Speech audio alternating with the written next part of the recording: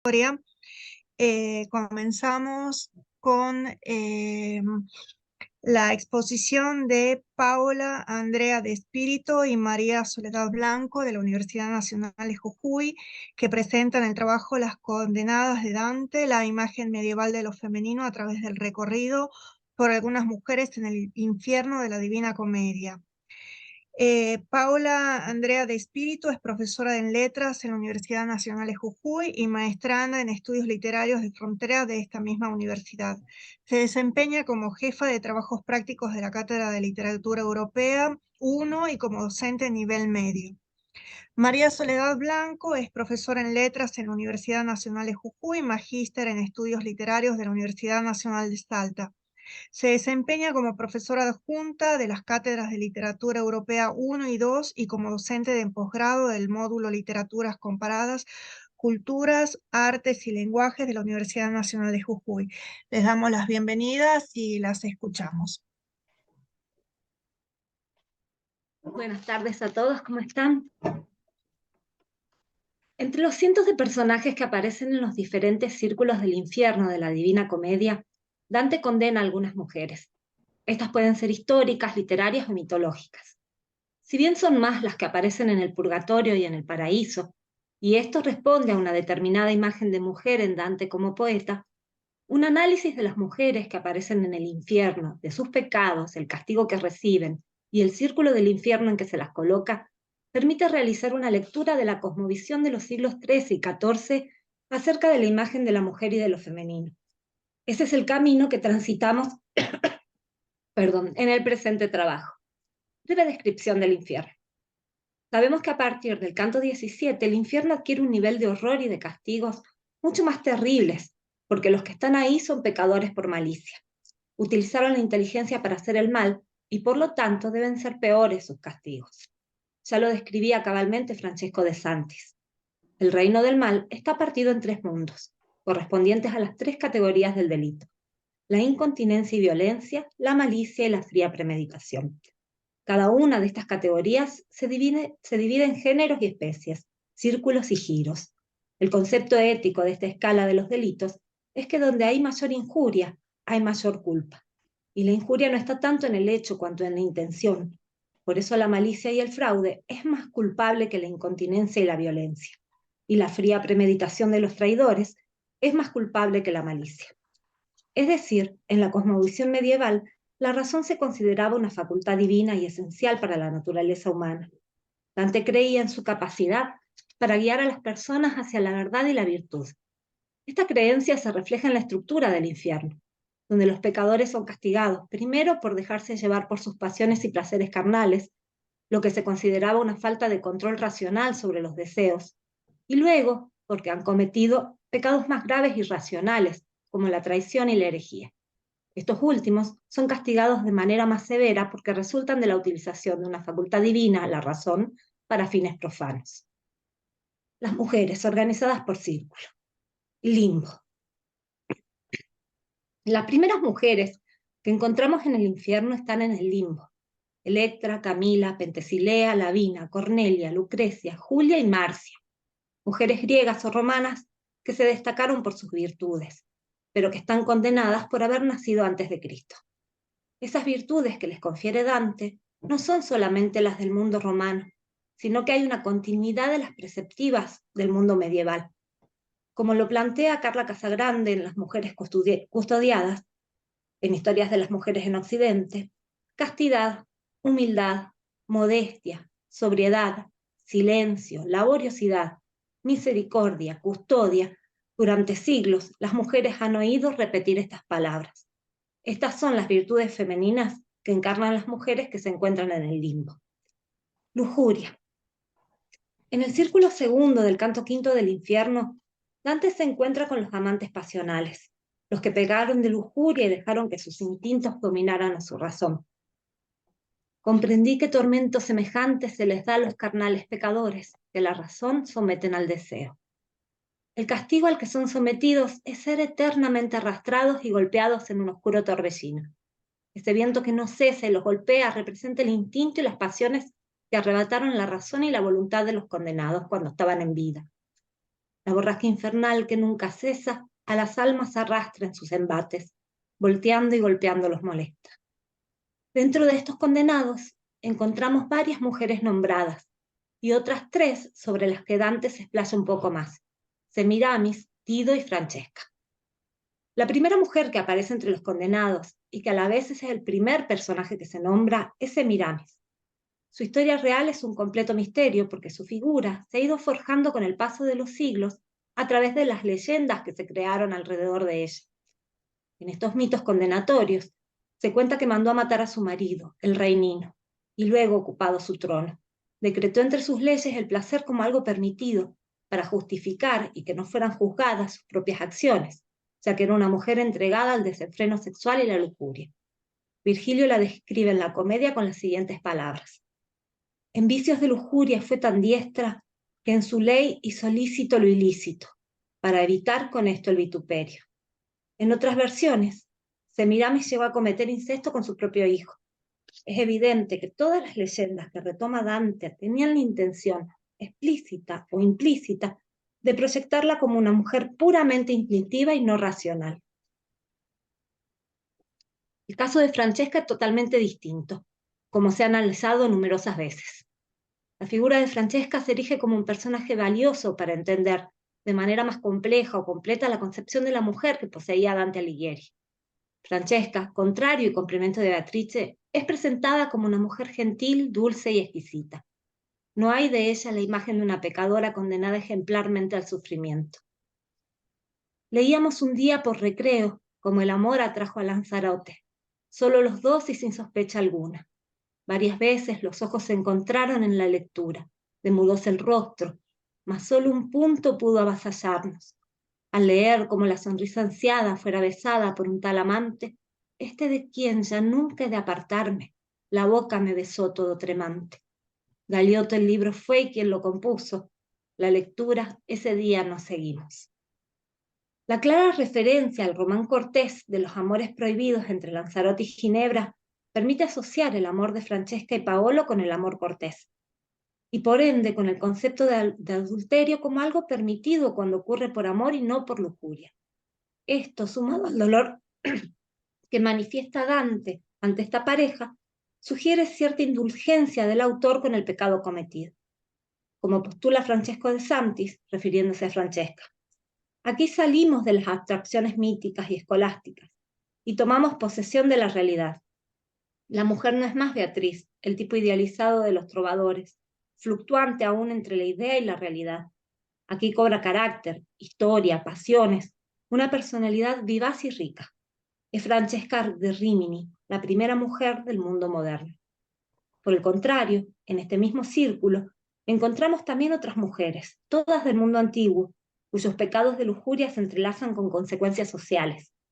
Entre ellas está Dido, a la que se presenta de la siguiente forma: la otra suicidóse enamorada, no honró las cenizas de Siqueo.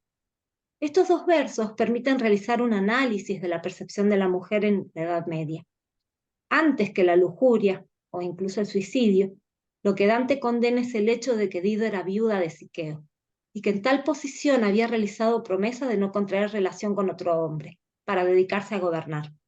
Su relación con Eneas, por lo menos en la interpretación dantesca, fue impulsada por un deseo carnal que rompe esta promesa. Hay que considerar que la representación vigente y de mayor circulación en la época respecto a la reina de Cartago es la que propone Virgilio en la Eneida. Sobre la misma, la crítica feminista ha señalado que la Dido virgiliana se presenta inicialmente masculinizada, como héroe, líder política y gobernante, capaz no solo de cumplir su promesa de celibato, sino de llevar a su pueblo un futuro promisorio. Ella dicta las leyes y reparte las tareas en la construcción de su ciudad, mientras que en el libro 3, luego de la intervención de Cupido, se presenta como mujer enamorada, olvidada de sus obligaciones, sometida al deseo. Entonces, la posición de viuda y reina pueden llevarse en armonía, pero no la de reina y mujer enamorada. La lujuria en Dido está relacionada entonces con su incapacidad para gobernar en ese estado, y debiendo elegir entre una y otra, o lo que es lo mismo, entre su deseo y su obligación, optó por el pecado. Inmediatamente después de Dido, como ejemplo tradicional de lujuria, se cita a Cleopatra. cuya lujuria ocasionó una guerra, lo mismo que Helena. La otra es Cleopatra, reina lujuriosa, y a Helena vi, causa y fatal trofeo, de larga lucha y víctima de amores. En ambos casos, el pecado de lujuria se ve entrecruzado con el de traición, ya que la primera lleva la lucha por Roma y la otra la guerra de Troya. El engaño, brujas y adivinas. En el círculo octavo del canto 20, junto con manto, se sanciona en general a las brujas y adivinas. Si bien los varones que ocupan ese lugar también aparecen aquí, por ejemplo el propio Tiresias, las calificaciones hacia las mujeres expresan una mirada particular. Mira aquí a las que dejaron las agujas y el uso, y se volvieron adivinas, e hicieron sortilegios con hierbajos. Dice el poema. Es decir, la brujería y la adivinación ejercida por parte de una mujer no se presenta solo como engaño, sino como falta hacia su verdadero rol. En cuanto a manto, aparece esta consideración claramente, cuando la llama virgen Osca, que se asienta en una tierra pantanosa, a fin de huir todo consorcio humano. Es decir, en una época en que el matrimonio y la procreación son considerados deberes para las mujeres, aquellas que rehuyen de esa obligación eran vistas como una amenaza para el orden social, y eran a menudo objeto de estigmatización y discriminación. En el caso de Manto, por el mismo motivo, no deja descendencia, y Virgilio, oriundo de Mantua, la ciudad fundada sobre los huesos de la divina, se encarga de dejarlo en claro para desmitificar el supuesto origen mágico del lugar. Mirra y las prostitutas. La siguiente figura femenina que se encuentra en este círculo es Thais, personaje de Terencio. Se trata de una cortesana, única prostituta nombrada en el infierno, que aparece en el círculo del engaño, en la fosa de los aduladores. Su pecado, pues, no es la lujuria, sino la lisonja y la seducción. En la sociedad medieval la prostitución era relativamente aceptada. De hecho, aparece regulado su ejercicio dentro de los burdeles habilitados. La consideración general acerca de la práctica era la de una función pública, canalizar la sexualidad del varón. En cambio, la Iglesia consideró principalmente a la prostitución como una actividad engañosa porque vendía la sensación de un falso amor que no era otra cosa que lujuria o codicia, así como una belleza que no era real, ya que estas mujeres recurrían a trucos para aparentar un mejor aspecto. Las prostitutas no son presas de la lujuria, del arrebato, sino que se venden con un planificado engaño, lo cual las conecta con la historia de Mirra. Mirra es una figura de la mitología griega, hija del rey Cínidas. Estaba tan enamorada de su padre que fingió ser otra mujer para poder acostarse con él. Cuando Cínidas descubrió la verdad, intentó matarla, pero huyó para finalmente, agotada, ser transformada en un árbol. La presencia de Mirra en este círculo del engaño es una interpretación simbólica. Podría llevarnos a pensar el incesto como falsificación de la naturaleza, violación de las leyes naturales y divinas, o distorsión del orden natural de las cosas. Sin embargo, Dante, como hemos señalado, no juzga tanto las transgresiones sexuales en sí mismas como sus causas y consecuencias. De hecho, el incesto no aparece particularizado en la comedia. En cambio, condena a Mirra al círculo de los falsarios y no de los lujuriosos, porque su acción implica un alto componente de planificación racional. Lo mismo ocurre con la esposa de Putifar, quien quiere seducir a su esclavo José y cuando éste la rechaza le dice a su esposo que fue violada por éste. Otra vez, deseo y engaño van de la mano. Ella y Mirra representan el engaño femenino. La racionalidad es considerada por Dante como un don divino, una capacidad humana especial otorgada por Dios. Cuando este don se utiliza de manera inapropiada o malévola, por ejemplo para la manipulación, merece un castigo peor que para la incontinencia. La ubicación de la mujer en el infierno dantesco. En fin, dejando de lado las mujeres virtuosas del limbo que por haber vivido en la época pagana no conocieron a Dios, la mayor parte de las mujeres condenadas por Dante se encuentran en el círculo de los lujuriosos, es decir, en el de los condenados como pecadores de incontinencia. Estas mujeres pecan por la perversión de los instintos naturales del ser humano. en la arquitectura dantesca son pecados que se cometían comúnmente y por ello son considerados más leves y sus castigos son menos terribles.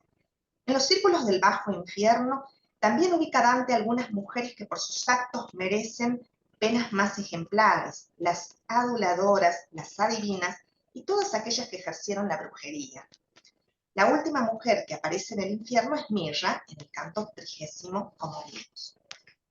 Ninguna mujer aparece en el Malevoye o en el Pozo de los Traidores, lugares a los que van los que actúan con premeditación y traicionan con alevosía, acciones que evidentemente solo pueden realizar los hombres más relacionados con la inteligencia y la razón que la mujer, aunque sea para utilizarlas para el mal. Claro está, la distribución que propone Dante se relaciona con la concepción que se tenía de la mujer en la Edad Media.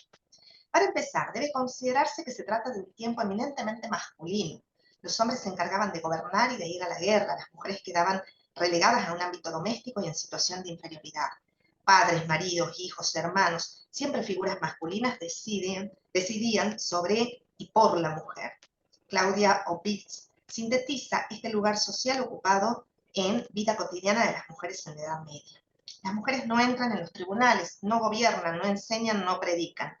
Las palabras del juicio, del poder, de la cultura y de la salvación deben ser palabras de varones, encerradas detrás de las paredes domésticas y monásticas, colocadas en una situación de sumisión respecto del hombre, eran marcadas de una particular debilidad intelectual, dotadas de un cuerpo frágil cuya visión puede engendrar actos de lujuria, incapaces de dominar las técnicas de la palabra, las mujeres se quedan fuera de las universidades. Con los mismos argumentos se niega a las mujeres la posibilidad de predicar la palabra de Dios. Las mujeres fueron relacionadas corporal y moralmente con lo sucio, lo pecaminoso y lo venenoso durante toda la Edad Media. Sin embargo, fue a partir del siglo XIII que apareció una enorme cantidad de escritos masculinos moralizantes sobre la mujer. La proliferación de estos tratados pone de manifiesto que parecía imperioso aleccionar y definir los valores femeninos e indicar a las mujeres la virtud para su salvación. Estos textos recogen también una larga tradición en los tratados médicos de la Edad Media, en los que se describe a la mujer, a su cuerpo y sus frágiles temperamentos. Es así que desde lo científico, lo literario y lo religioso se va construyendo la imagen de la mujer como un ser peligroso, insaciable, de sexo inquietante. La sexualidad femenina da terror, pero a la vez genera atracción. Sobre este tema, Marina Gutiérrez de Ángelis nos dice: frailes, laicos, padres, esposos, nobles, construyen un modelo femenino fundado en los saberes del pasado.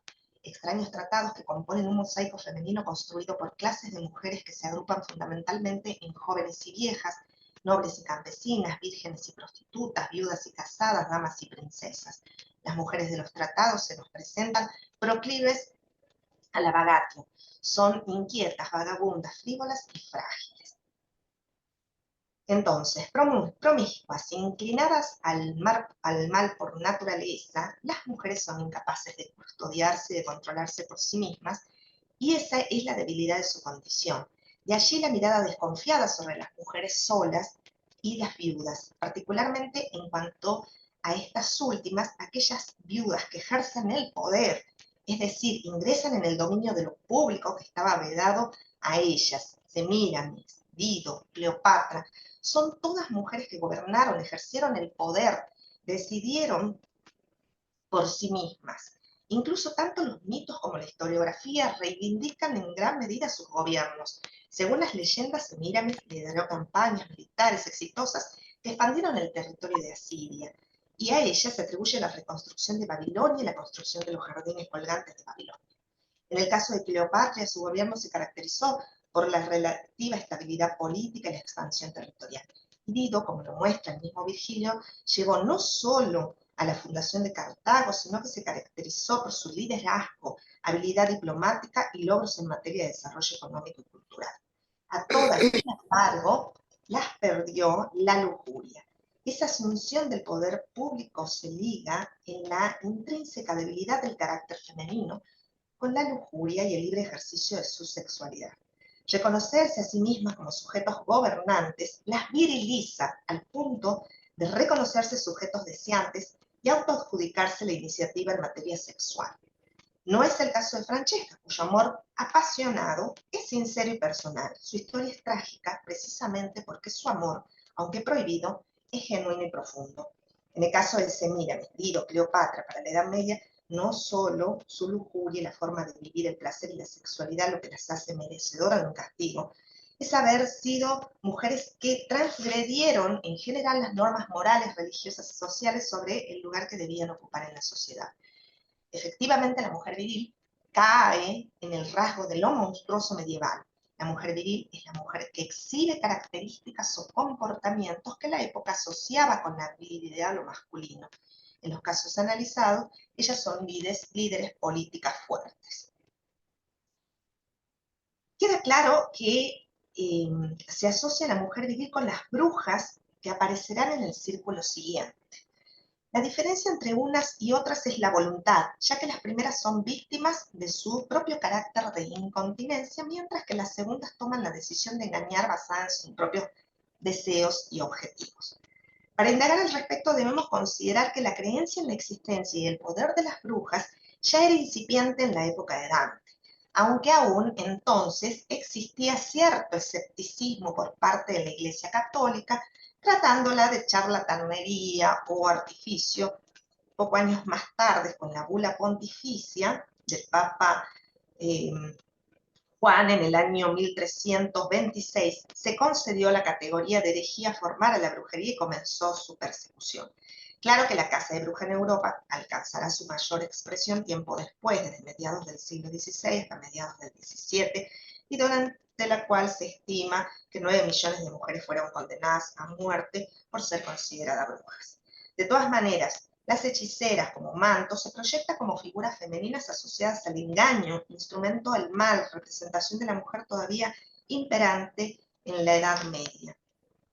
En esta genealogía se inscriben la Lili judía, la Eva cristiana, la Pandora griega. La mujer es la mala consejera, la mala influencia, herramienta del diablo que confunde y pervierte al hombre. Y también la mayor parte de los monstruos femeninos de las culturas patriarcales, sirenas, gorgonas, arpías, eriñas, amazonas, la esfinge, medusa, las lamias, todas mujeres monstruos, seres eróticos, voraces, insaciables sexualmente, asociadas a la alteración del orden, encarnaciones de la falsedad y el engaño.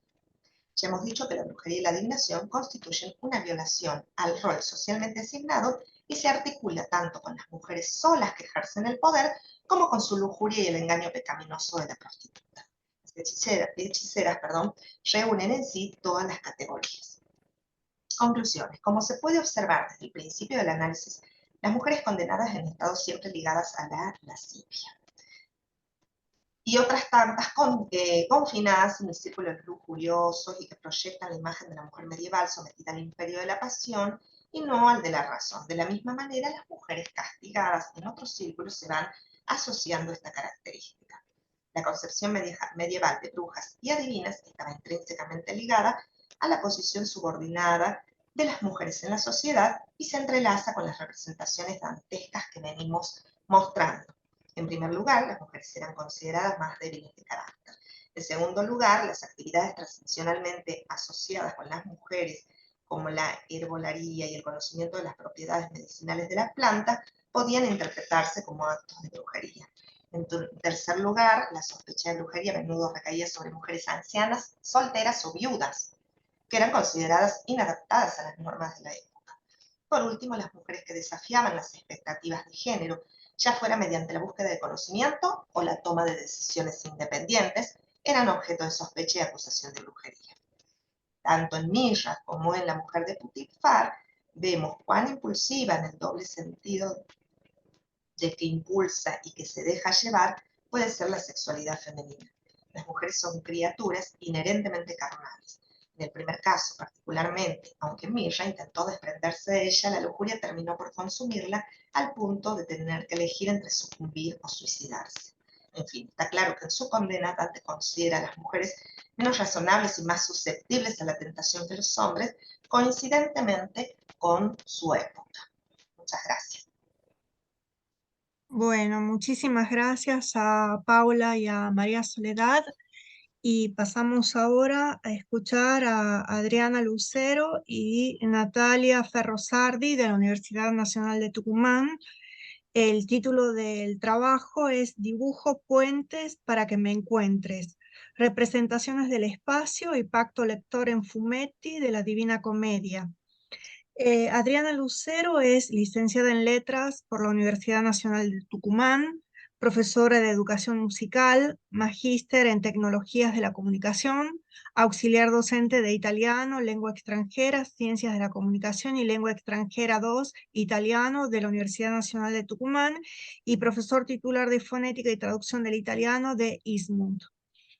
Natalia Ferrosardi es profesora y licenciada en Letras de la Universidad Nacional de Tucumán, doctoranda del doctorado en Humanidades, auxiliar docente de la Cátedra Idioma Moderno, Lengua Extranjera Italiano 1 de la Universidad Nacional de Tucumán y docente adjunta de Metodología de la Investigación USP-TI. Bueno, escuchamos atentamente ahora a Adriana y a Natalia, por favor. Buenas tardes, ¿qué tal? Comparto Buenas tardes. el PowerPoint, en primer lugar.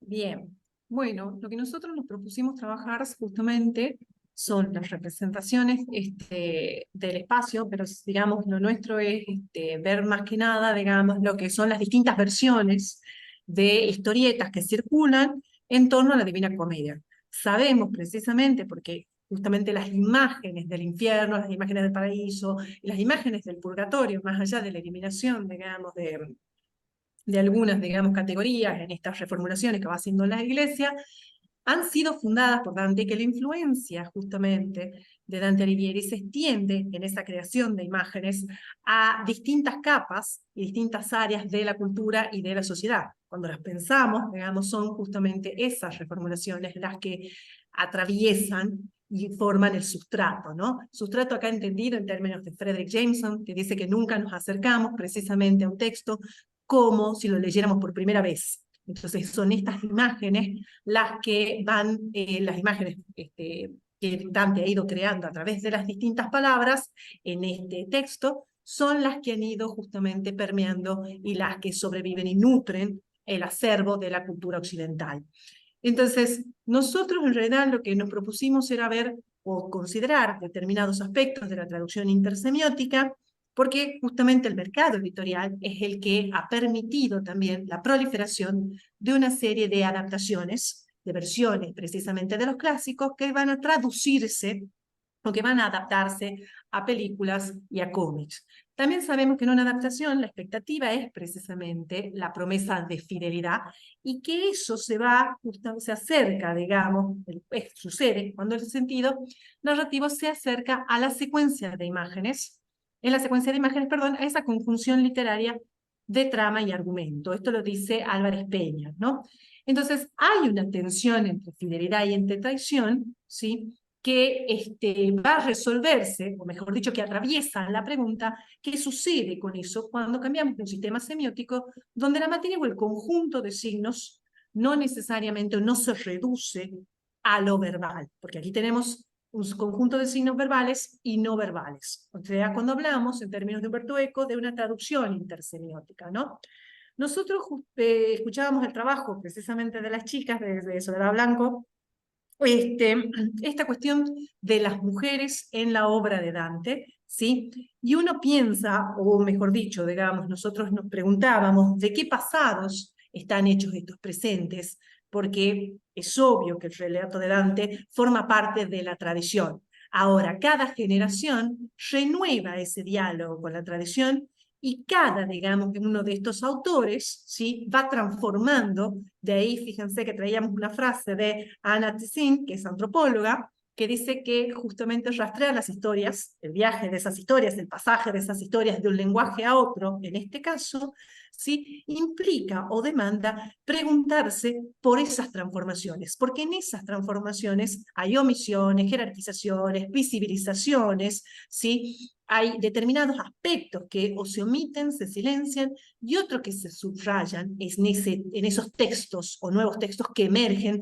reescritos por el historietista, que ocupa el lugar de un traductor, pero que además establece un diálogo con la tradición y con el tiempo en el que se sitúa, ¿sí? Pensando también precisamente en que va a instalar en esas obras gráficas un pacto con los lectores. Entonces, veíamos justamente acá lo que trajimos son algunas imágenes de Marcello Toninelli, de Gonagai, en esta transposición, en esta transmutación, porque nosotros nos propusimos en esta primera instancia un trabajo que sea descriptivo, exploratorio y también comparativo, ¿no? Entonces, entendemos que entre el lector y la obra de Dante son precisamente estos autores de historietas los que van a tender un puente, perdón, entre tiempos, entre generaciones y entre lectores, que atiende, ahora sí pasa Adri a la siguiente diapositiva, a la otra, ¿la tenés? Sí. ¿No se pasa? No, no se pasa. Ok. Ahí está. Que atiende precisamente también, no, al anterior, a las convenciones propias de los cómics y de cada uno de los estilos de los cómics, porque no es lo mismo una historieta, digamos, clásica, el dibujo no es el mismo, se acerca o se aleja. Ahora déjame estar acá. Queríamos traer esto, que es un texto de Pelletti, que se llama La Caperucita Roja, como se la contaron a Jorge, porque esto visualmente es lo que sucede cuando nos acercamos a las historietas de Dante. Parece increíble y sin embargo no lo es, porque visualmente sintetiza, y eso también tiene la imagen. Es un texto en el que el padre se sienta a contarle la historia de la Caperucita Roja.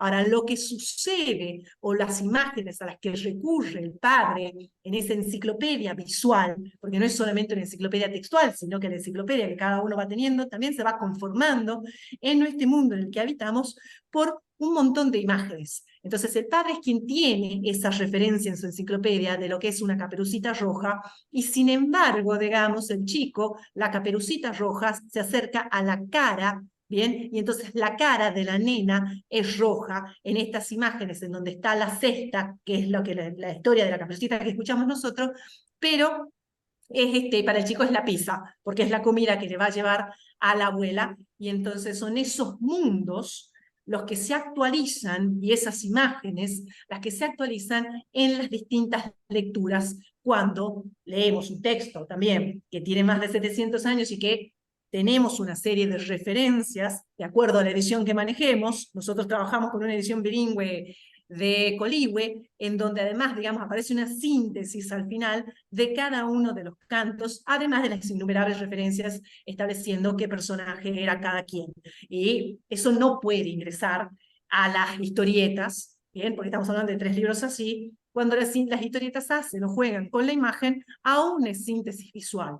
Entonces la pregunta que nos hacíamos, o lo que veíamos también, es que lo que persiste o lo que se toma de la Divina Comedia es la cuestión del amor, la noción del amor, en una concepción además de vida que ha cambiado, porque todos entendemos, el sentido común, o por lo menos así nos indica, que la vida que vivimos y que atravesamos es esta, y ya no es ese viaje, uno no estaba de tránsito, como sucedía con los lectores de Dante, en ese tránsito hacia la vida verdadera, que era la vida justamente no material que seguía después, ¿no? Entonces, en los cómics, ahora sí, digamos, en la siguiente tenemos, lo que sucede con los cómics es que cada uno de los cómics tiene un determinado estilo, no es lo mismo el manga, con la figura estetizada, en estos recursos visuales y verbales, ¿sí?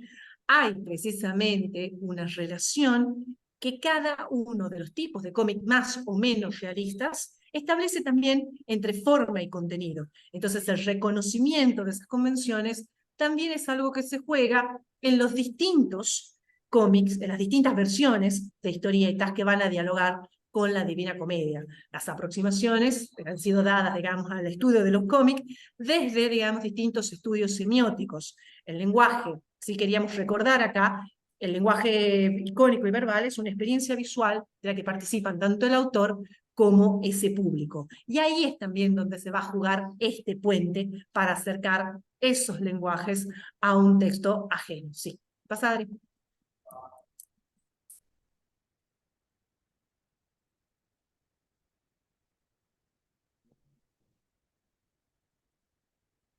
¿Adri? Sí, ¿estamos? ¿Se pasó? No. Sí, con problemas de conexión, parece. Entonces, la obra de Dante ha tenido distintas representaciones visuales, algunas en artistas, hasta llegar, digamos, a los que es el formato del cómics. Algunos de los cómics han sido educativos, otros han sido, digamos, humorísticos, otros han sido sarcásticos y se burlan, de hecho, de Dante o utilizan esas imágenes para criticar precisamente esa sociedad contemporánea. Por eso hablábamos de los puentes y de cómo en ese pacto se juegan tanto las convenciones estéticas propias de cada cómic, como también las imágenes que circulan y nutren, digamos, el imaginario visual de cada una de estas sociedades de las generaciones. El primer cómic de que se conoce es La Rovina in Commedia de Benito Jacobiti, ¿sí? Y que se trata de una sátira de esa Italia de posguerra, publicado en Belcebú en el 47. Bueno, y siguiendo con este recorrido, tomando el primer cómic, el de Jacobiti, podemos decir que de ese cómic se encuentran muy pocos ejemplares al día de hoy, no han llegado a conservarse todos. Luego nos vamos a lo que decía Natalia, la Divina Comedia de Go Nagai, que es ilustrada, ¿no?, por el conocido dibujante y escritor japonés, nacido en Wajima en 1945, y que ha sido publicada en 3 volúmenes, entre el 1994 y el 95, ¿no? Los dos primeros volúmenes, o sea, porque aquí está el focus, ¿no? El focus estaba puesto en el infierno, de hecho los dos primeros volúmenes están relacionados, abordan el infierno, y el tercer volumen, ¿sí?, va a estar dedicado al purgatorio y al paraíso. Él se inspira, Go Nagai se inspiró mucho en las ilustraciones de Gustave Doré, famosas ilustraciones de Gustave Doré, la obra de Dante. Hizo una adaptación del mundo de los mangas. Perdón, ¿se me escucha? Cortado, Adriana. Hola, ¿se me escucha? Ahora sí.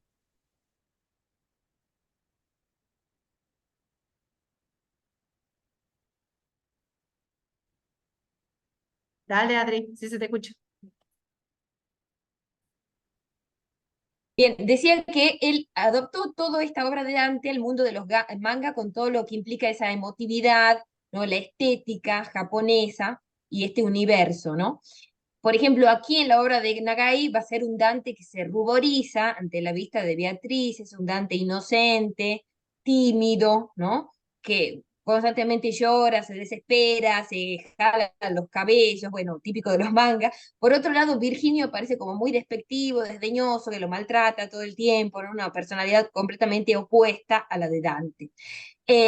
Coloca el bosque oscuro, el ilustrado en este caso, al pie de la Catedral de Firenze, otro dato curioso, y se permite en cierto sentido el ilustrador deshonrar la vida del poeta, ¿no?, de Dante. Lo saca un poco del pedestal e ilustra su condición de exiliado, ¿sí?, y representa un poco, bueno, bastante distinto a lo que es la obra, la relación con Beatrice en este caso, ¿no? Esta es una de las más conocidas, ahí tienen una página del manga al costado, cuando él se encuentra con Beatrice, miren cómo lo presentan a Dante, ¿no?, el dibujo, el diseño, incluso parece un ragazzino, ¿no?, toda la apariencia de él. Bueno, luego nos vamos a la Divina Comedia, el manga ya, Doku Shinyoku, esta es la obra japonés que ha sido creada por la editorial Express, una editorial muy conocida, en el año 2008, ¿sí? Y va a mostrar primero escenas, hace como una introducción con escenas de Beatriz en dos etapas de su vida. Por un lado, Beatriz feliz junto a sus padres, y luego Beatriz en un ataúd, ¿no? Como que hace los dos extremos bastante, bastante fuerte esa introducción. Va a ser una obra de 139 páginas y dividida en 4 partes. La primera es la introductoria, que se llama Dante, donde él se presenta y hace toda esta aparición de Beatrice, tipo un prólogo, ¿no? Y luego vienen infierno, purgatorio y paraíso. Acá tenemos también la captura de el manga, en este caso, versión español, que hablando de tender puentes, también nos parecía importante traer algunas versiones en lengua española, ¿no? Miren cómo lo presenta Dante, un joven profundamente enamorado de Beatriz, aunque su amor no es correspondido. Virgilio, poeta de la antigua Roma, le muestra a Dante el mundo que aguarda más allá de la muerte por petición de Beatriz, ¿no? Y Beatriz, una mujer dulce y hermosa que muere siendo muy joven. Y nuevamente toman como el cómics anterior, el encuentro, parte del encuentro, la primera vez que vi a Beatrice, ¿no? Ahí está el encuentro inicial.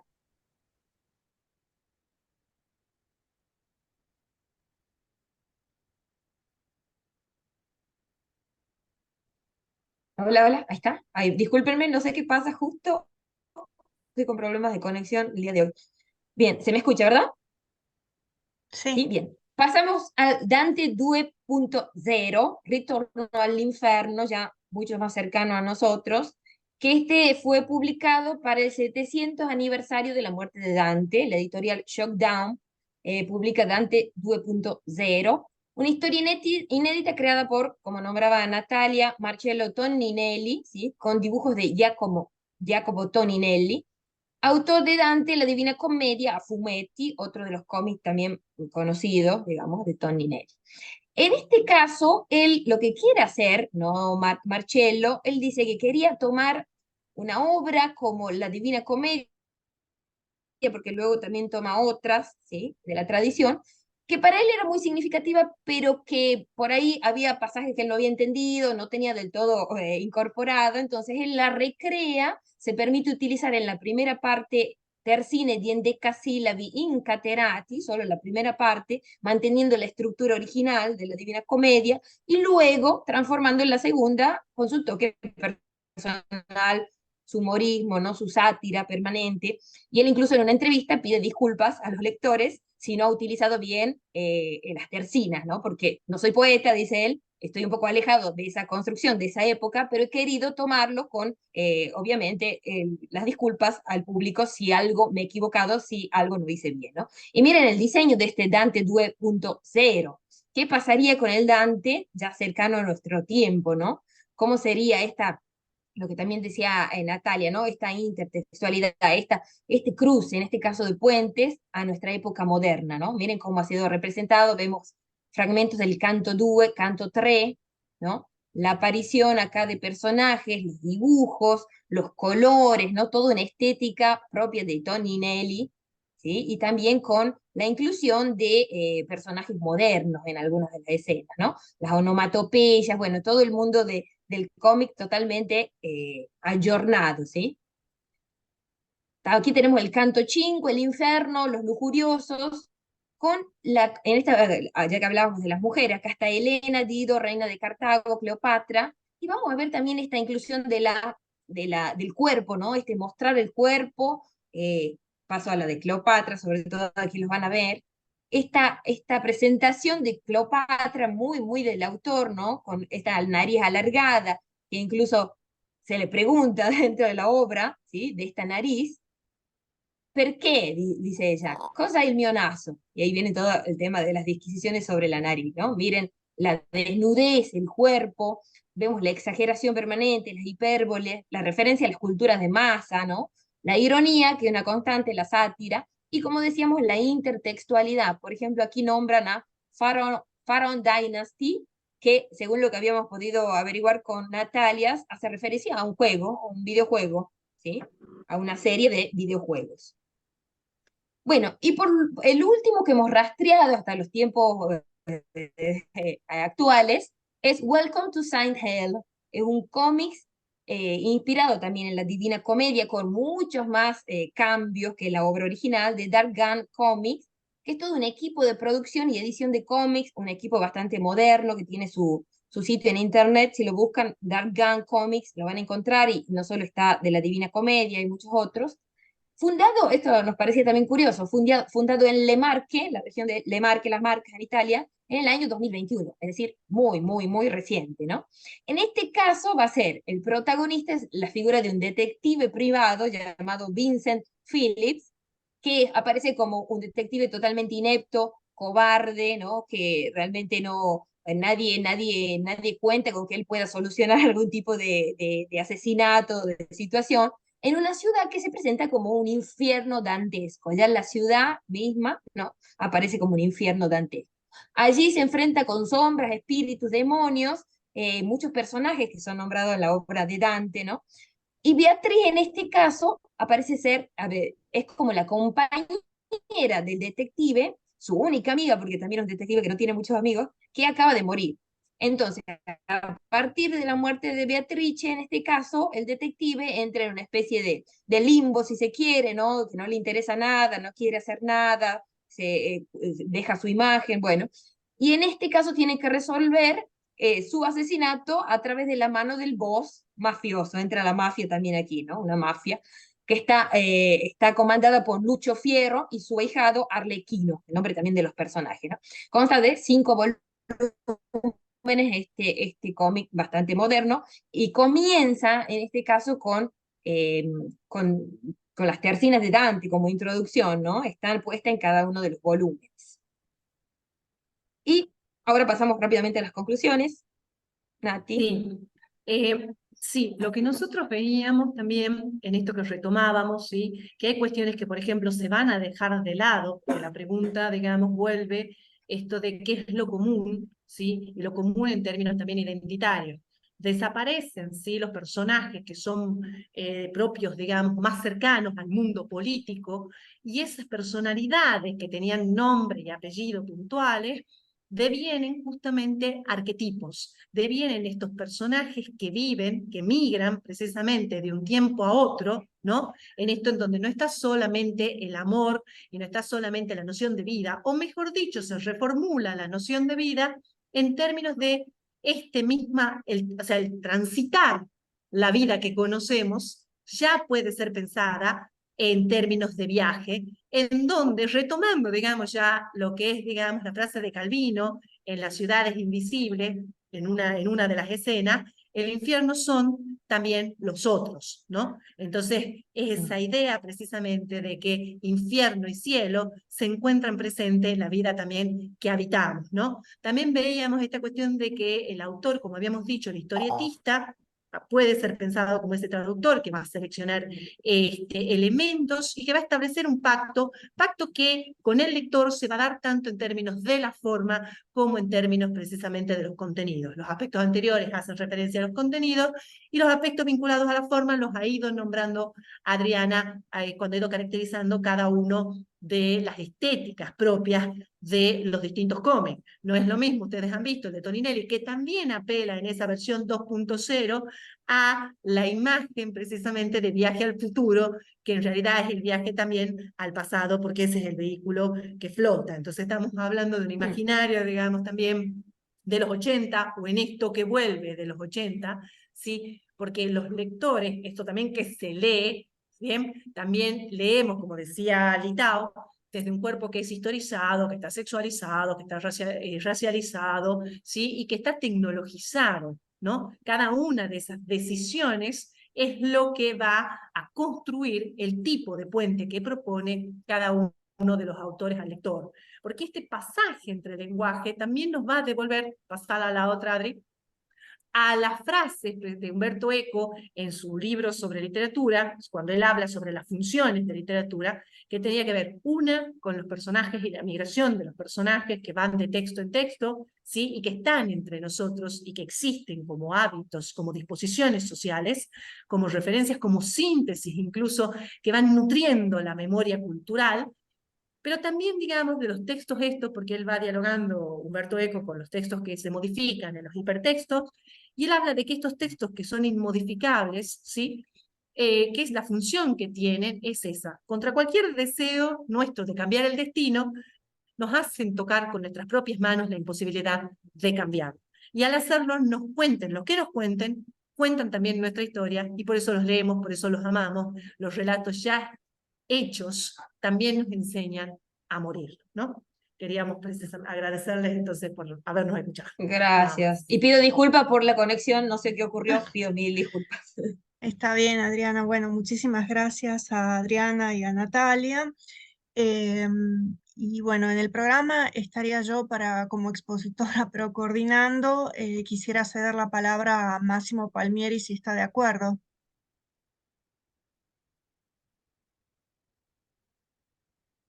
Y no sé, Fernando, me parece que porque después te toca correr a la final, no me quedo. Justamente por eso, por una cortesía hacia vos, lo quería hacer. No, no, no, Fernando, no, hacelo vos.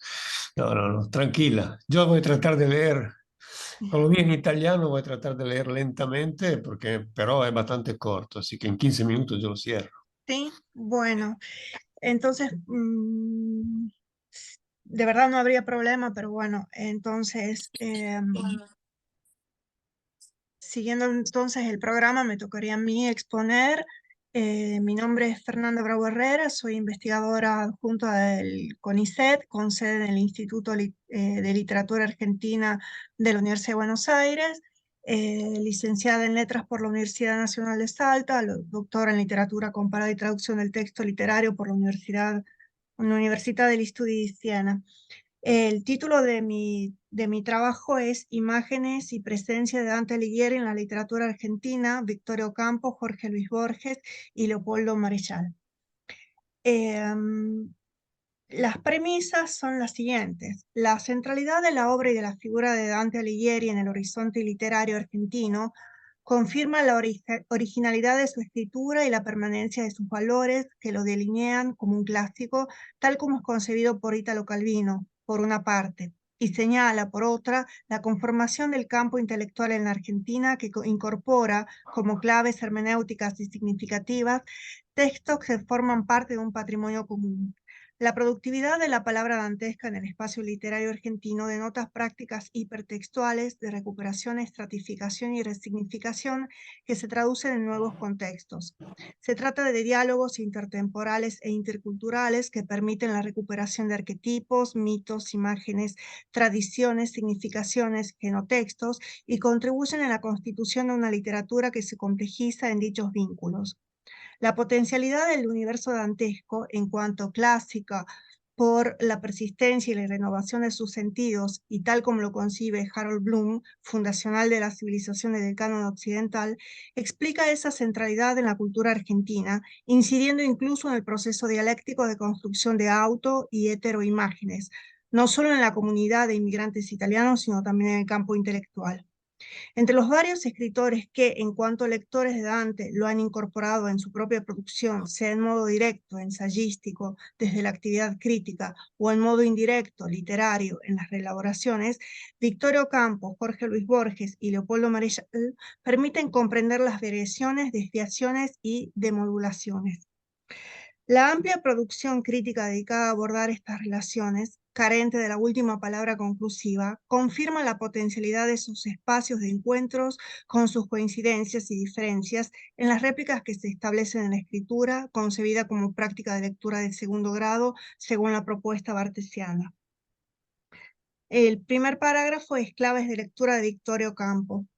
Victoria Ocampo se acercó a la Divina Comedia cuando tenía 16 años y desde entonces constituyó un texto de referencia en su imaginario con una interpretación de empatía mimética e identitaria. Las claves de su lectura se ofrecen en De Francesca Beatrice a través de la Divina Comedia, ensayo publicado en 1924 por la Revista de Occidente de Madrid con el apoyo de José Ortega y Gasset, quien se ocupó del epílogo. Este libro había sido precedido por el artículo Canto 15 del Purgatorio, Babel, publicado el 4 de abril de 1920 en La Nación, traducción de un original en francés. Como recuerda en el segundo volumen de su autobiografía El Imperio Peninsular, Victoria Ocampo, con 19 años, seguía los cursos del profesor Henri Auvet sobre Dante en la Universidad de la Sorbonne, y el artista Damián Bouberet, que le estaba pintando un retrato, enterándose de esto por las charlas que tenía con Victoria, colocó un busto de Dante que fue removido por solicitud de la familia Ocampo, en cuanto ese, y cito, adorno, resultaría pretencioso o sería interpretado como una manifestación de un ridículo Bas Bleubis. Con el ensayo de Francesca Beatrice, Victoria Ocampo se propuso ofrecer una guía de lectura para quienes se aproximaban por primera vez a la obra de Dante, atendiendo especialmente a la mirada femenina, es decir, y cito, simples lectores que podrían amar este grande y hermoso libro y que por una u otra razón aún no se acercaron a él. Fin de cita. En el discurso en ocasión de su ingreso a la Academia Argentina de Letras en 1976, como la primera mujer a formar parte de esta institución, titulado Motu Propio, publicado en 1977 en la revista Universidad de México, Victoria Ocampo rememoró las críticas negativas de Paul Grusac y Ángel Estrada Hijo, que recibió su ensayo. El primero acusándola de pedantería y el segundo recriminándole su interés por la historia de los adúlteros Paolo y Francesca, quienes le aconsejaron a su vez que se ocupara de temas más femeninos y personales. En ese discurso, Victoria Ocampo afirmó que, y la cito, nada era más personal para mí en ese momento que la Divina Comedia. Formaba parte de mi autoeducación. Más adelante lo reafirma sosteniendo que, y cito, yo me asomaba con fervor al mundo que un temperamento afín al mío, subrayo temperamento, descubría en las hondanadas de su ser. También yo estaba perdida en la selva. En Dante había encontrado lo que exigía mi equilibrio, un poeta preocupado por las leyes y el significado de la vida. En otras palabras, un poeta filósofo. Fin de cita. La lectura que propone Ocampo del poema dantesco es en lengua original en italiano, pues, aun siendo ella una gran impulsora de traducciones y difusión de las mismas en el espacio de Sur, reconoce la intraducibilidad de la Divina Comedia, pues, y la cito, la traducción es las vacía, como el estado de vigilia aniquila las invenciones verbales de nuestros sueños. En su interpretación del poema, Victoria Ocampo apoya su lectura en el diálogo con otros textos y autores como Luis Espinasse Mongenet, Oscar Wilde, Santo Tomás de Aquino, Marcel Proust, Henri Bergson, San Dionisio. La convocatoria de estos nombres permite a Victoria Ocampo sostener algunas claves de lectura y hacer referencia a estudios dantescos. Algunas cuestiones de interés se dirigen a una interpretación religiosa de la relación entre pecado y castigo y a la comprensión del alma, y especialmente a la definición del amor, aun cuando asuman una dimensión laica y personal. La Divina Comedia, que Victoria Ocampo concibe en sus continuidades respecto a la Vita Nuova, es abordada desde la hermeneusis de dos figuras femeninas que se asumen como arquetipos antagónicos y complementarios. Francesca y Beatrice se conciben como cifras de interpretación de lo femenino y del amor, es decir, como claves de autoconocimiento y de construcción de auto y heteroimágenes. El componente personal es determinante en este ensayo, pues, más allá del reconocimiento literario, la elección del poema dantesco permite a Victoria Ocampo indagar en sus propios sentimientos y reflexionar sobre su vida. En el tercer volumen de su autobiografía, La rama de Salzburgo, recuerda su relectura de la Divina Comedia como un gesto más que intelectual, decididamente emplazado en las emociones y en los sentimientos que derivaban de su amor atormentado por Julián Martínez. Y la cito. En esas crisis me puse de nuevo buscando la explicación a mi drama al releer la Divina Comedia, segura de que Dante, como gran conocedor de los pecados, es decir, del sufrimiento de la condición humana, tendría oculto allí algún consuelo, alguna revelación, algún bálsamo. Fin de cita. En ese mismo volumen, a partir de la historia de Paolo y Francesca, define al amor, pasión, y cito, el del tormento del círculo en que Dante los coloca, fin de cita, y lo caracteriza en los excesos y en la relación de la culpa y el castigo. La Divina Comedia, además, resulta un texto a partir del cual Victoria Ocampo y José Ortega y Gasset, no obstante el apoyo de este último, se confrontan en cuestiones vinculadas con la condición de la mujer, que pueden leerse no solamente en el epílogo, sino principalmente en el texto Contestación a un epílogo de Ortega y Gasset, publicado en Sur en 1931, en el ensayo La mujer y su expresión de Victoria Ocampo de 1936, y en Estudios sobre el amor de Ortega y Gasset de 1940. Esto pone en evidencia que las claves de lectura que Victoria Ocampo buscaba en la Divina Comedia no se limitaban solamente a aquellas que permitieran una explicación de sus pasiones y sufrimientos amorosos, sino también otras que le ofrecieran el sostén para definirse intelectualmente como mujer pese a los obstáculos y críticas. Su lectura resulta entonces un proyecto de modernización en el que dos figuras femeninas contrastantes, Francesca y Beatrice, permiten la reafirmación de la mujer en su rol intelectual. El siguiente parágrafo tiene como título Borges, lector de Dante. En numerosos textos, Jorge Luis Borges rememora su encuentro con el poema dantesco y son continuas sus referencias como lector de Dante, relatando la lectura como instancia decisiva en su método y en su escritura, y su admiración hacia las claves alegóricas, ideológicas y religiosas que permiten indagar en lo no contingente del mundo. Son también abundantes las referencias a Dante, sea a su figura y a su obra, en los textos literarios de Borges, con una fuerza evocativa que logra reconstruir réplicas cargadas de significaciones. Las huellas de Dante en la producción de Borges no se limitan, por lo tanto, a 9 ensayos dantescos publicados en 1982, pues el impacto del poema es tal en la obra de Borges que él mismo se define como un lector del primer poeta del mundo tal como lo define, sin que ello signifique que, y lo cito, que coincida con su teología ni que esté de acuerdo con sus mitologías. Fin de cita. Su actitud, entonces, como hombre de letras, es la de un erudito de las claves alegóricas que puede permitirse abrevar en los comentarios de dantistas antiguos y modernos, como afirma, revalorizándolos, a diferencia de cuanto objetaban Ortega y Ocampo. Y lo cito: es costumbre hablar con desdén de los comentadores dantescos y declarar que se interponen entre los lectores y el libro. Yo prefiero decirles mi gratitud por lo mucho y precioso que me enseñaron. Fin de cita. La pasión por la exégesis dantesca se evidencia en dos planos. Por una parte, en los ensayos en donde se coloca como crítico literario, y por otra, como escritor que retoma la obra dantesca, especialmente la Divina Comedia, que, como lo confiesa el mismo Borges, habrá leído 9 o 10 veces en ediciones distintas.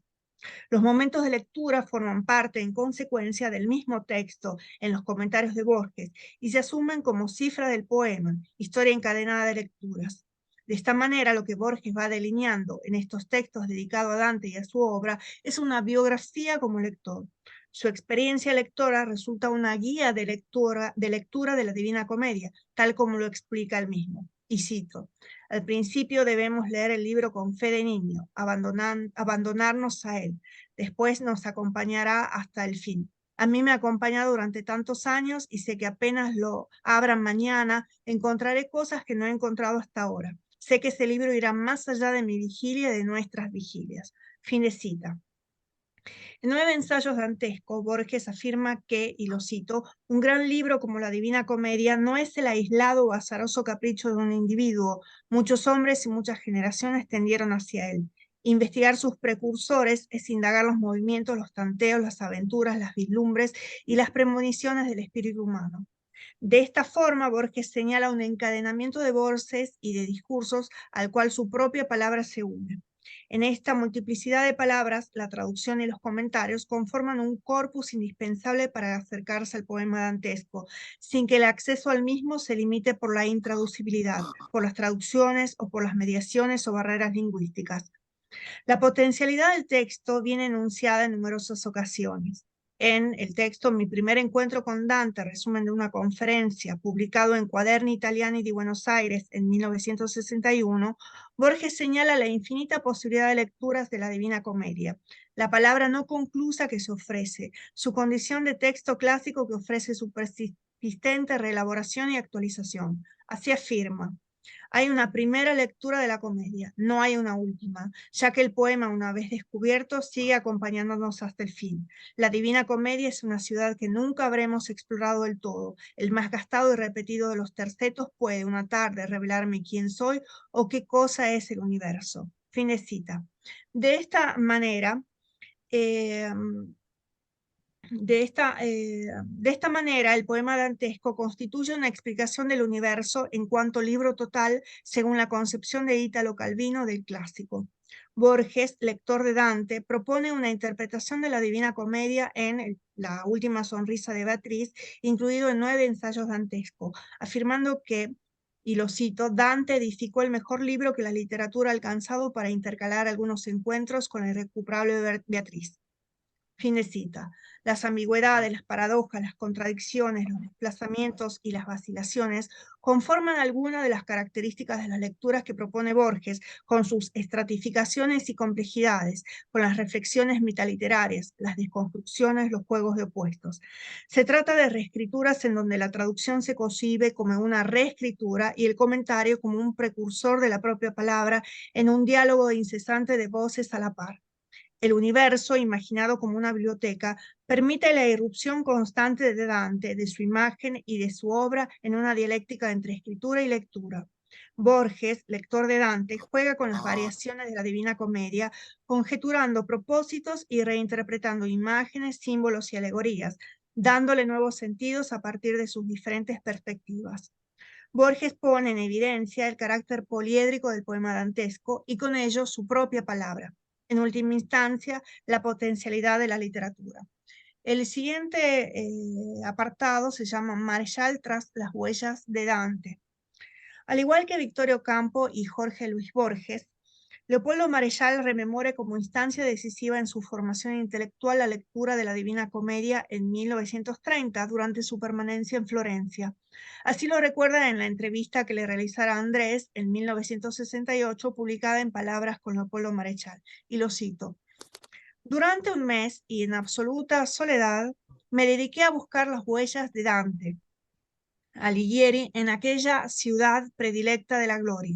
Desde hacía tiempo yo venía desconfiando del sentido literal de sus obras, tan caro la crítica positivista, y adivinaba un sentido trascendental en ellas, alentado por el propio maestro. Fin de cita. La lectura de Marechal, por tanto, estuvo atenta a las claves esotéricas, simbólicas, alegóricas y religiosas que podrían definirse como herméticas, místicas e iniciáticas, como las propuestas por Luigi Valli, Gabriele Rossetti y Eugène Aru. A estas lecturas bien puede sumarse la interpretación que ofreció René Guénon. Esta afiliación se debe probablemente a la búsqueda perdón, esta afiliación se debe probablemente a la búsqueda de una dimensión metafísica y a la actualización política en un determinado contexto histórico-político argentino. Marechal, siguiendo las huellas de Dante, entonces, reafirma una construcción del universo imaginario en el que el mito escatológico alcanza una dimensión poética, con la figuración de espacios extraordinarios que posibilitan la realización del héroe. Adán Buenos Aires reescribe la palabra dantesca en el cuaderno de tapas azules y se propone un descenso alternativo a la ciudad oscura de Calcodelfia, guiado por el astrólogo Jules, como Dante lo hizo acompañado por Virgilio. La dialéctica entre registro serio y cómico, entre parodia seria y humorística, entre apariencias y sentidos, se van entrelazando para actualizar la palabra dantesca con la convicción, como escribe Marechal en la carta al doctor Atilio del Oro Maini, que quiero que quede entonces ya como cierre de esta exposición, y lo cito a Marechal: somos herederos de la sustancia intelectual de Europa, herederos legítimos y directos. Alighieri, Cervantes y Shakespeare son tan míos como podrían serlo de un italiano, un español y un inglés. Aristóteles y Santo Tomás son tan míos como de Jacques Maritain. Somos legítimos herederos, profesores y continuadores de la civilización occidental, y con una ventaja en nuestro favor, la que nos da el hecho americano. Lo que debemos hacer es tomar posesión de nuestra heredad legítima y cultivarla con nuestros cuerpos y nuestras almas de americanos. Bueno, muchísimas gracias por la escucha, y ahora pasamos a la ponencia de Massimo Palmieri de la Universidad Nacional de Córdoba, de la Escuela de Lenguas, que tiene como título Divagando tra i versi di Dante, esiliato viaggiatore migrante.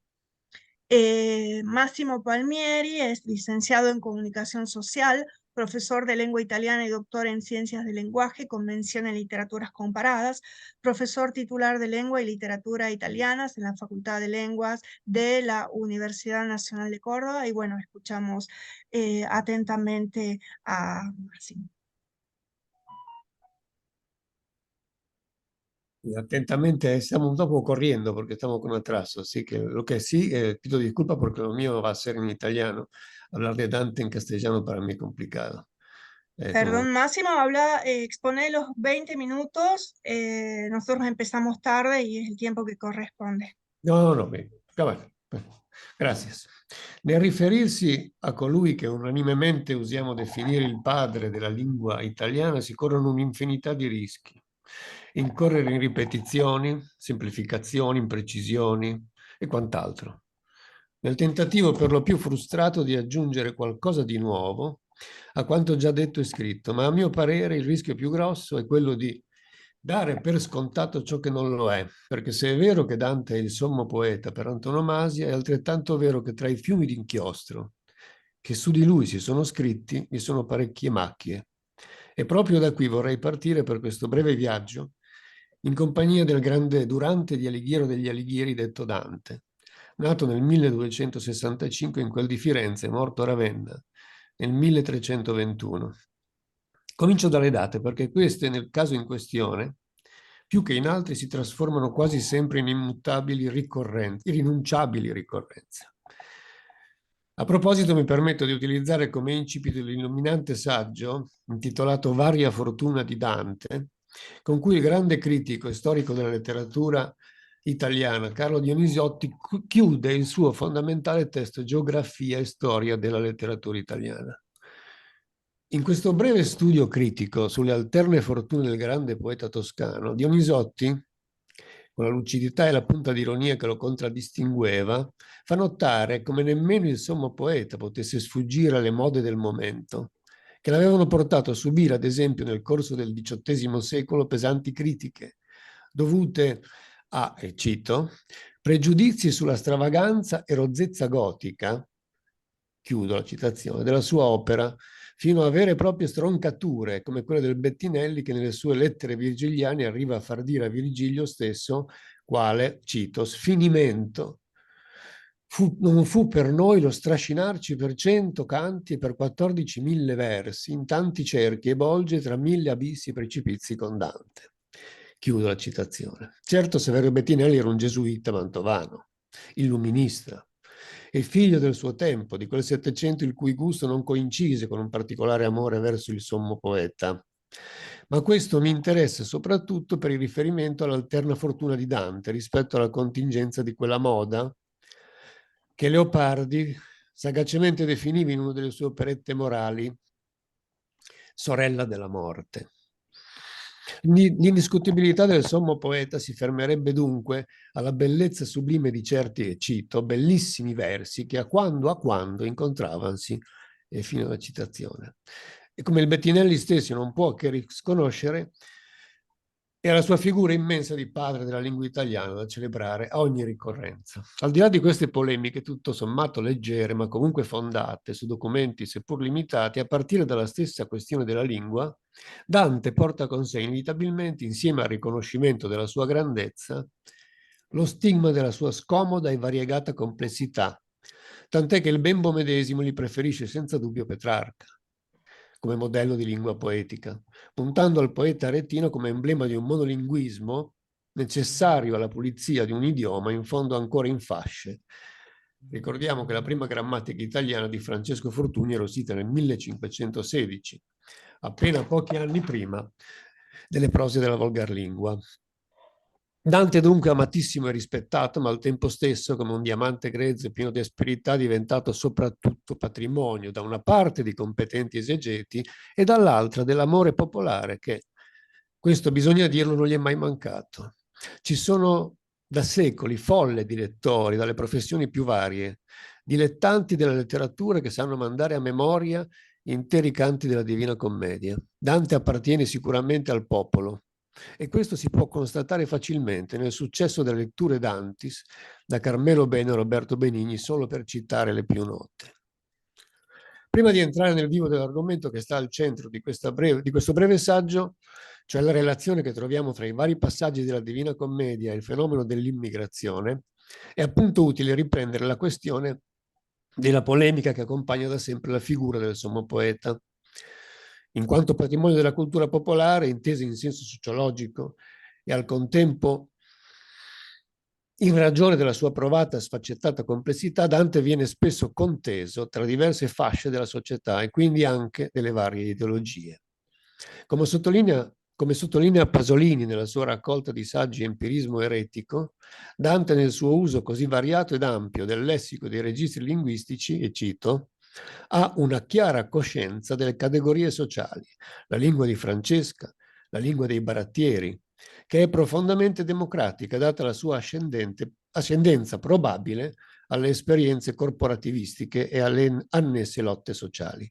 Fine della citazione. Secondo Pasolini, la lingua di Dante si adatta, per esempio, nel caso di Francesca o Vanni Fucci, al loro linguaggio, dimostrando, e cito, una immersione e una mimesi totale nella psicologia e nelle abitudini sociali dei suoi personaggi. Chiudo la citazione.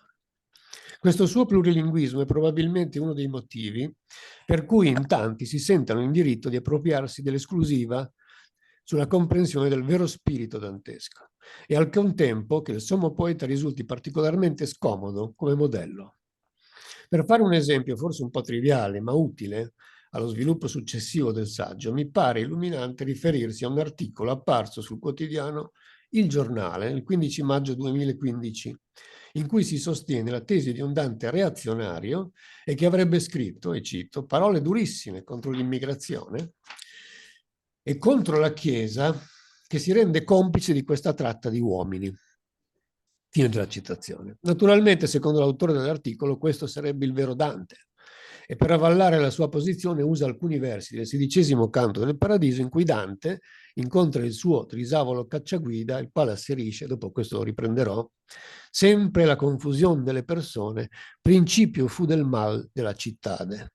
È facile partire da simili presupposti per avvalorare l'ipotesi che il padre della lingua italiana fosse contrario all'immigrazione. Peccato che Dante si riferisse alla società mercantile del suo tempo e alla mescolanza fra campagna e città nella Firenze del Trecento, ma questo solo per mettere in evidenza quanto la ricchezza e la versatilità del poema dantesco possano essere vittima di veri e propri saccheggi culturali.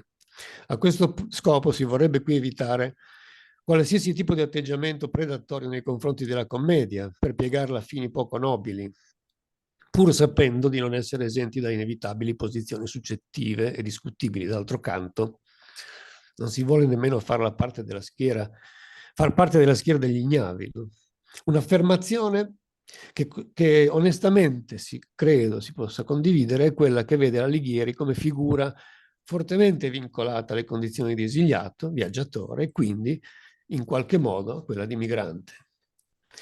Nelle vulgari eloquenze Dante scrive «Nos autem qui mundus est patria velut pisibus aequor», che nella traduzione di Trissino diventa più o meno «ma noi a cui il mondo è patria, siccome ai pesci il mare». In questa citazione si indica palesemente come cittadino del mondo Dante, anche se immediatamente dopo richiama come consentimento le sue origini fiorentine. In Dante sono chiaramente presenti le sensazioni tipiche di colui che si è trovato di fronte, per ragioni economiche, politiche, in questo caso, o personali, alla realtà di abbandonare il proprio luogo natale e vivere in altri luoghi, cioè del migrante. Ribadendo l'intenzione di non cadere nella facile trappola di voler inserire Dante in un contesto storico così da lui lontano, vorrei assolutamente evitare di trasformarlo in un paladino di qualsiasi movimento pro o contro fenomeni migratori che appartengono alla nostra epoca, così come era già citate forzature geologiche che lo vorrebbero patrimonio esclusivo di certa destra o sinistra politica. Dante è patrimonio della cultura e della letteratura non solo nazionale, bensì universale, ed è in quel senso che l'obiettivo di questo brevissimo testo è proprio rilevare la presenza di quell'universalità di sentimenti che attraverso alcuni passaggi e personaggi della Divina Commedia leghi l'opera dantesca alla condizione umana della migrazione, che il poeta fiorentino ben conosceva per esperienza personale in qualità di esiliato. Vi sono due passaggi della commedia che di questa sensibilità sono particolarmente rappresentativi. Uno si trova all'inizio dell'8° canto del Purgatorio, che recita nella prima terzina: «Era già l'ora che volge il desio ai naviganti e intenerisce il core, lo dican detto ai dolci amici addio». versi in cui si ripercuote, come in pochi altri momenti letterari, il morso della nostalgia che prende il viaggiatore all'ora del tramonto. L'altro lo troviamo nella terzina in cui Lavo Cacciaguida lo apostrofa, come già detto anteriormente: tu proverai, sì, come sa di sale, lo pane altrui, e come è duro, calle, lo scendere e il salir per l'altrui scale, mostrandogli in tutta la sua drammaticità la sensazione di spaesamento del migrante. Superata la porta infernale, attraversato il vestibolo dell'antinferno in cui vengono puniti gli ignavi, coloro che vissero senza infamia e senza lodo, Dante si ritrova sulle rive dell'Acheronte, il fiume che le anime dei dannati devono attraversare per raggiungere il luogo della loro pena eterna. Il poeta vede gli spiriti sofferenti radunarsi, quasi ansiosi di intraprendere il viaggio, e domanda a Virgilio qual costume le fa di trapassar parirsi pronte. La risposta rimanda al rincontro con Caronte, sulla triste riviera d'Acheronte, e Dante ci mostra come questa figura, che incute un misto di terrore, no? Caronte, e rispetto, sia una delle più simboliche per quanto riguarda i sentimenti dell'uomo che affronta l'esperienza del viaggio verso i luoghi che il fatto gli ha riservato. In Caronte si personifica all'estremo il viaggio come tormento e fatalità, che trasforma l'atto dello spostamento fisico in una prova penosa quanto ineluttabile. Caronte traghetta, trasporta attraverso e quindi traduce la sofferenza del dannato migrante in un nuovo destino. Ma se Caronte è il traghettatore e traduttore, Ulisse è l'esploratore, colui che è spinto al viaggio per seguire virtù e conoscenza. In nome di una curiosità pronta a sfidare ogni autorità, erede diretto di quel Prometeo che colui che riflette prima, che ruba il fuoco agli dei per darlo agli uomini. Non a caso il sommo poeta colloca Odisseo tra le anime dei fraudolenti costretti a bruciare per l'eternità. Perfetto contrappasso per l'eroe Acheo, più di ogni altro simbolo dell'astuzia e del desiderio di sapere. Non è consentito sfidare la divinità, ma si percepisce in Dante l'ammirazione per la grandezza di spirito del re di Itaca. Dannato sì, perché va oltre il consentito, ma che si avverte comunque come essenza superiore già dal momento in cui viene presentato come lo maggior corno della fiamma antica, che comincia a crollarsi mormorando. Così come in Caronte troviamo la sofferenza del migrante e in Ulisse la curiosità del viaggiatore, nell'incontro con Lavo, cacciaguida, posto tra gli spiriti combattenti del paradiso, Dante pare riflettere profondamente sull'esilio e la relazione con le proprie radici. Nella nostalgia per la sobrietà della Firenze dei tempi del Trisavolo, il poeta, attraverso di lui, condanna la corruzione dei costumi e l'eccessivo utilitarismo della città che lo ha esiliato, la mancanza di nobiltà della Firenze dei suoi tempi. Ma se la decadenza della sua città è una delle cause principali della sua espulsione, per Dante l'esilio, attraverso la sofferenza dello sradicamento, si trasforma nella missione profetica della sua poesia.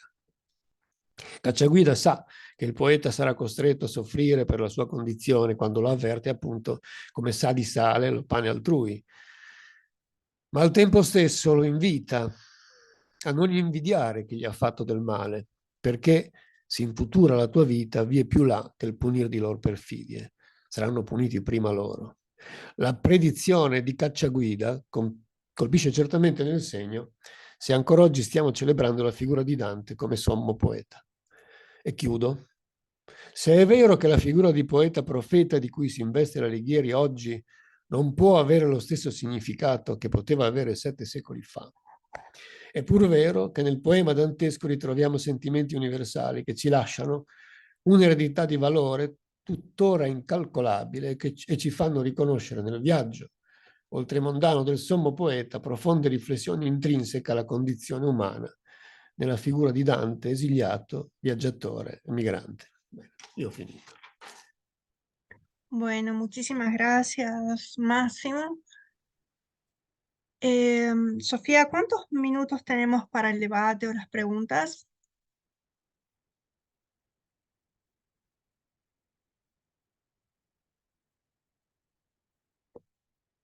¿Me Paola, escucha bien? perdón, Fernanda, Paola, ¿me escucha perdón. bien aquí? Sí, Paula, Pe- perdón, me equivoqué el nombre. Perfecto, ¿Cuánto? sí, tienen 10 minutos más para el debate y de paso quisiera pedirle las disculpas pertinentes por haber arrancado tarde. Tuvimos un inconvenientes ahí técnicos de que los pudimos solucionar. Así que sí, tienen 10 minutos para poder hacer todas las preguntas pertinentes o los comentarios entre la mesa sobre sus ponencias. ¿Sí? Perfecto, bueno, muchas gracias, Paula. No, a usted. Entonces abrimos el debate, tenemos 10 minutos a disposición. No sé si alguien inclusive ahí del público en la sala tiene algún comentario, alguna pregunta o entre quienes están conectados virtualmente. Bien, acá presencialmente no hay ninguna pregunta, así que si entre ustedes tienen algún comentario que hacerse, tienen lugar. Bueno.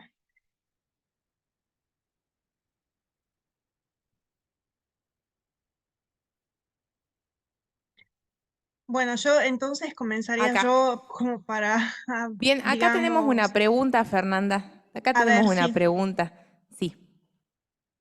Bien. Va a pasar al estrado, así puede escucharlos mucho mejor. Doctor Gutiérrez, le doy la palabra. Buenas tardes, qué gusto verte, Fernanda. lo mismo Me digo. interesaba justamente tu ponencia a propósito de Ocampo, Borges, Marechal y la Divina Comedia. Más que nada me interesaba porque no tengo mucho leído de Victoria Ocampo, sí había visto yo la relación entre Borges y quería saber si habías visto algo entre Silvino Ocampo y la Divina Comedia. Sí, hay un relato, bueno, antes que nada un gusto también para mí verte y escucharte, Rafael. Y bueno, hay un relato de Silvina Ocampo que se llama justamente Los Amantes y que retoma la historia de Pablo y de Francesca. Y lo propone en uno de sus libros, a ver si encuentro ahora la referencia, creo que no la voy a encontrar, pero sí existe ese cuento que se llama justamente Los Amantes, que retoma esas dos figuras de la Divina Comedia. Bien, gracias. Ya con ese dato lo ubico entre los cuentos Bueno, completos. en todo caso, Gracias. después puedo pasar bien el dato de dónde se encuentra incluido ese cuento, pero que no lo tengo ahora a mano, pero bueno, se llama Los Amantes el cuento. En el Borges, perdón, en el Borges también, en el Borges que fue Armando Bioy Casares, acerca de los encuentros diarios con Borges y con Silvina, hay varios también entradas donde hablan de la Divina Comedia, pero también habría que buscarlo tal cual, sí, sí. Sí, hay una referencia justamente, muchas gracias Sergio por ese comentario, pero que no lo incluía en la exposición porque ya superaba el tiempo. Efectivamente, Bioy Casares, en este libro dedicado a Borges, incluye una entrada en la cual cita a Borges, que estaba criticando a Victorio Ocampo por el hecho de que Victorio Ocampo rechazaba los comentarios y, y dice que, bueno, que lo que hace Victorio Ocampo en realidad es hacer un comentario de la Divina Comedia y la visión que al menos reporta Bioy Casares de cómo ha leído Borges el libro de Victorio Ocampo y el epílogo de Ortega y Gasset es completamente negativo. Completamente negativo. Bien, Como gracias. es, obviamente, se lee en todo el libro de Bioy Casares cuando habla de otros escritores, ¿no? Con bastante acidez. Bueno, yo quería felicitar a esta comisión que ha coordinado tan bien nuestra querida colega Fernanda. Felicitar a la comisión completa que ha estado brillante y que nosotros hemos seguido atentamente desde aquí. A todos los amigos de Adili, porque están nuestros colegas y amigos de la Asociación de Docentes e Investigadores en Lengua Italiana, Adriana y Natalia, que son de la Universidad Nacional de Tucumán, Máximo Palmieri de Córdoba. Ha sido un placer verlos, escucharlos y realmente los felicito porque ha sido una comisión de lujo. Muchas gracias. Bueno, muchas gracias. Muchas gracias, Tati. sé si hay algún comentario más. ¿No? Por Bueno, este yo les lado, ¿no, digo, Fernanda? sí, yo quería hacer un comentario, pero más que nada es un comentario personal y bueno, y agradecer por estar en esta comisión en donde veo tanto y escucho a tanta gente amiga y gente que yo aprecio intelectualmente y bueno, y decirles que ha sido para mí un placer escucharlos y que se me siguen abriendo nuevas ventanas, nuevas puertas para la lectura, la relectura de Dante. Así que bueno, agradezco a todos. Bueno, muchas gracias, Fernanda. Muchas gracias a todas las personas que se encontraban dentro de esta comisión. Reiteramos las disculpas por la tardanza, ¿sí? Y ahora hacemos un espacio de 5 minutos, bien, para que nuestros nuevos disertantes puedan acomodarse adecuadamente, ¿sí? Y arrancar el nuevo panel que tiene como título la mesa panel El Camino del Dante. En ella nos acompañarán el doctor Daniel Capano, que ya nos acompañó el día de ayer, de la UCA, el doctor Víctor Fernández Esteban, la doctora Elena Aceledo de Bomba, de la Universidad Nacional de Tucumán, y va a moderar nuestra profesora especialista Fulvia Lisi. Damos 5 minutos, entonces, para que nuestros disertantes puedan acomodarse debidamente y arrancamos el panel. Muchas gracias.